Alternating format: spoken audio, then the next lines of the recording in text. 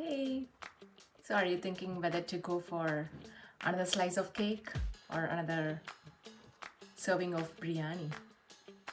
Or are you thinking of going for another slice of pizza or another slice of uh, chocolate lava cake or the brownie? So if you are wondering that you should eat a salad instead of a burger, or you should eat some soup or something healthy instead of that biryani that you love, keep listening. This video is for you. And today I'm gonna talk about what are you beating yourself up? Like, what is that food guilt is all about? Hey, this is Niru. I'm a nutritionist and a mom of two. I'm a certified health and life coach who creates healthy habits one at a time for everybody. All right, thanks for dropping in and give me a hi or drop a comment below just to keep the algorithm up and make sure everybody's watching this. Thanks everyone for coming in. All right, let's dive into our today's topic. So today I actually wanted to talk about the food guilt. So what is this food guilt is about? It's kind of a terrible feeling, isn't it? Like when you eat your favorite food, instead of enjoying that food, you have the guilt all over. Wouldn't have, even me, like have had multiple times in the past. Like nobody can say they do not have guilt. Like how many of us have shamed ourselves? Oh, I'm eating this fried food. I mean, I should not have this vada, or I should not have this muruka, or I should not have this biryani, this much biryani. How many of us have shamed ourselves, right?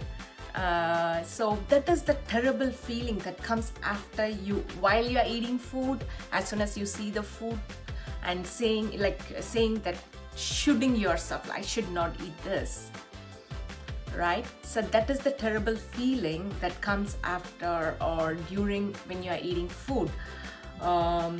So this food guilt comes for two reasons. One is part of a diet culture, right?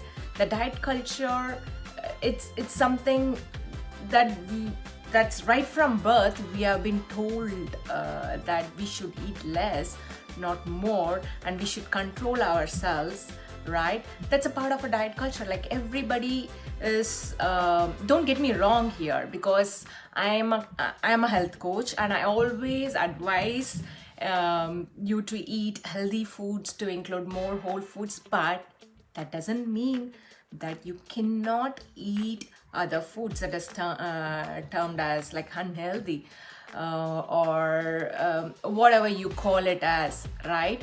So yeah, I mean, we all should come out of the diet culture. For example, let me share with an example. Like one of my client always, I mean, when she came to me, the first thing she told me was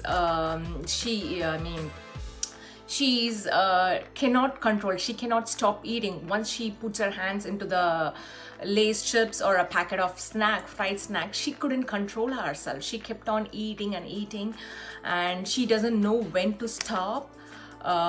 So the number one thing I did with her is I eliminated the term that should. Like, stop shooting yourself. Ask yourself. Instead, I mean, turn that yourself around and ask, like, what is it you're wanting for? Why are you eating that snack? Like, you have to dive in deep and see what's going on. Like, what is it something that you're wanting more in your life? So once you made that mind shift, like moving towards what you want more, then you're gonna get the result. Like now this client is more happy than ever. She's eating her Lay's chips, she's indulging on her favorite foods, as well as feel more satisfied. Last week I touched base with her. She is finished. She was in my 90-day program and she's done. I was touching base with her, like how is it going. The number one thing she told us, she's more satisfied than ever. She's eating her favorite foods and everything. If you're a person who cannot stop eating, if you're a person who cannot control your foods, then DM me, like, or comment below. I'm all here to resolve that. Like working together, we would work together and resolve that. Like we could move ourselves, like what is that thing we could reveal and work it on. All right. And number two is most people when they're having that food guilt is they suffer from all or nothing mentality. Probably you might be in a kind of a willpower, or I don't want to use the term diet, like all of us are in a diet culture, right? Like everybody is like following something or the other. Though they say they're not in diet, they are controlling foods, right? Another person who started eating one donut, and she was like, okay, I might as well add one donut. It anyway ruined my diet, so I'm gonna eat five donuts. So that's what happened with one of my clients. So what I'm here to say is, it's okay to eat that one donut instead of having that 5 or 15 donuts afterwards. It may not be the donut. What happened is she started eating not just donut, the fried foods. All the other foods, name it on the world. She had a cheat day whole day. So that's what I'm trying to say here. Eliminate the all or nothing mentality. You can eat that donut. Just be present. Just be present yourself in that moment and enjoy that one donut. It's not bad as you are eating the 15 donuts or 15 different varieties of food instead of, don't be in a situation like all or nothing mentality. All right, so these are the two things where this food guilt is coming from. So I'm gonna share you guys 3 secret tools. It's not only gonna benefit you, it's also gonna benefit your family, as in your partner, as well as your kids, because the kids are watching us, right? And yeah, last week we had a discussion going over what are you trying to control foods, right? There were an n number of foods that you wanted to control. You can see yourself, right, that you're not alone. Like everybody has some food that they need to control, right? So everybody is on the same boat. It is all about the balance, like what you're eating and what you're not eating throughout the day, or over a period of time, right? One day if you're eating a fried food, it's not a big deal. That's what I'm trying to say here. So don't sweep yourself off when you're indulging in your favorite food. Don't sweep yourself off of the other foods that you may have to go to, maybe a juice detox the next day, or deprive yourself of the foods that you really like. Let me share with an example here. For example, if you're going for a night out, for a dinner outside, you might have ate your stomach full, and you may have to unzip your pants, and you might have felt really bad of eating that food that day, but it doesn't mean that you have to deprive yourself of food the next day. That means you don't have to eat less, unless and until you may want to eat less because you had a really huge meal the previous night. If your body tells, I don't have enough room, or if your body tells that I'm not hungry, then eat less. But that's what the perspective that you're having, it really matters. Like, don't control yourself. Oh, I had a huge meal, I'm not going to eat another full meal the next day. So don't be in that mentality. don't sweep yourself out of all the foods. And number 2 is learn to cook with the fresh foods. You can ask me because I deal with a busy professional, so I really know what you guys are dealing with. No time to cook, no time to go out for shopping, all those things. So you deem to having the processed foods, I hear you, or takeout foods, but it all takes some time. I mean, meal planning is nothing but you're investing time to yourself, and you're investing you're investing for your health. So try to plan a little bit at a time, not too much. I'm not asking you to plan like 2 to 3 hours in a stretch, and you may end up throwing all those foods like the cut vegetables and everything. I'm not asking you to do that. Like every day, like 15 minutes or 20 minutes, 10 minutes, even 10 minutes would do. Try to cook with fresh vegetables. And also, if you're a family with kids, try to teach them to cook. This is going to be the greatest gift for them. Let me tell you, this is going to be, it's not only they are involved with vegetables and fruits, they know what they are eating, they get to know what they are eating, as well as it's gonna build them trust, it's gonna build them the confidence when they are involved in the kitchen, and when they make their own food, you will see what you're nourishing them with. So try to, and also it's gonna build your family relationship, right?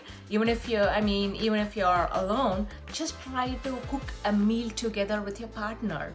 That way you're gonna have more and more balanced meals. Trust me, just try it once. Maybe try planning it once a week or once a month if it's too much for you, and let me know how it goes.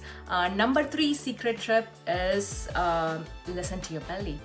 This I cannot tell you enough, because you guys might have noticed that last couple of weeks have been low on the social medias, because I had a dental surgery that I had to extract couple teeth, which I was not aware of, that the healing process would take long. The number 1 thing what happened is I was not able to eat. It's not the thing that I was not able to eat, still I was able to eat, but the chewing thing, right? Like how many times I have told you guys that chewing is the main thing, right? I miss that chewing because I was not able to chew. I was eating soft foods, so I can see myself indulging in more foods, but not that I'm beating myself up. I realized initially I was beating myself up, then I realized it's not that. It's all the balance, right? I mean, that's how the balance comes, right? Yes, I was not eating the proper diet for those days. Like when I was recovering, I was eating everything, whatever I see, whatever is, I can take it, because I missed the step of chewing, which made me I wasn't satisfied with the foods that I was eating. So I ended up eating more and more foods. Then I came to a realization, like, what's going on with me? So that is the acceptance that you need to have, that you need to accept yourselves. That's the thing, right? So listen to your belly, like include all the small things, like mindful eating, like take time to eat, leave yourself slow eating, leave yourself like 20 minutes to eat, and then avoid distractions while you are eating. All those small things, whatever I'm doing in the group, like every week, building one habit at a time. So yeah, if you guys are in the verge of like you don't know what to do, try it. Try to instill the habits that I have been posting every week. Join. You don't have to look out for the company, or you don't have to, just do it. Like whatever is in the group, like try to see in the past 3 months, like in the Marches, we are already in April 2nd, right? Anyone can believe it? So yeah, we are in April, so 3 months. If you can see the posts that I have made in the past 3 months, that itself is huge. It definitely takes you to the next level of healthy relationship with food, mind, and your body. So if you're still thinking like, oh, I didn't do, don't beat yourself up. Just try to jump in, at least from April 2nd, at least from now on. Try to involve in more post, in try to get involved in building one healthy habit at a time. Like in a week, all I'm asking is one habit. If you find yourself beating yourself, or if you find any of your friends, they are shaming themselves and beating themselves up, try to bring them in the group. That way you are gifting them the health, right? Okay, so I hope this video helped you guys. So let me know in the comment what was your favorite part, and if you have any tips, or if you have any tricks dealing with this food guilt, let me know. Let's figure out what is the best way for you. All right, so until then, food is food. We are all here for food, so I totally agree with you. So enjoy your food, be present when you are eating, and stay safe and stay healthy. Thanks. Bye bye.